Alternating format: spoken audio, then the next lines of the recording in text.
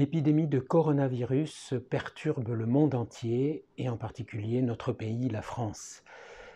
Jeudi soir, le président de la République nous a invités à une solidarité nationale forte et le Premier ministre, vendredi, en a précisé des contours.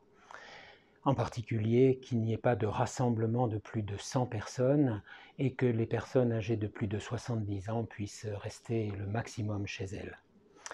C'est dans ce cadre de solidarité nationale que l'Église catholique en France veut prendre sa part et qu'elle préconise un certain nombre de recommandations à tous les évêques qui en feront leur adaptation personnelle et à tous les mouvements et associations d'Église. En particulier que tous les rassemblements de plus de 100 personnes puissent ne pas avoir lieu et que les personnes âgées de plus de 70 ans puissent en être dispensées.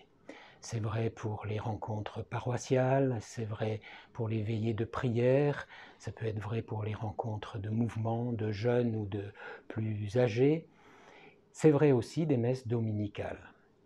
Il s'agit là aussi d'adapter, de nous adapter, et en particulier qu'il n'y ait pas de célébration eucharistique avec plus de 100 participants et que, par exemple, on puisse organiser l'église pour qu'une chaise sur deux soit occupée de telle manière que les distances permettant d'éviter la contagion puissent être respectées.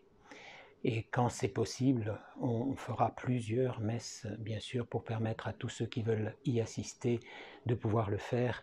Et nous invitons les évêques à dispenser les personnes âgées de plus de 70 ans de cette célébration.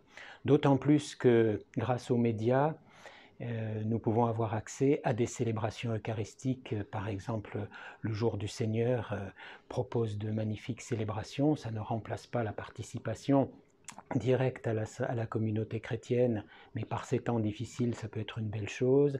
Les messes, offices et chapelets de catéo étant de radios chrétiennes qui proposent aussi des moments de prière divers et variés.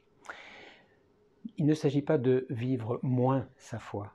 Il s'agit au contraire de s'adapter dans un élan de solidarité aux conditions difficiles pour dire non à la propagation de cette épidémie, pour nous bien sûr, mais pour l'ensemble de la société.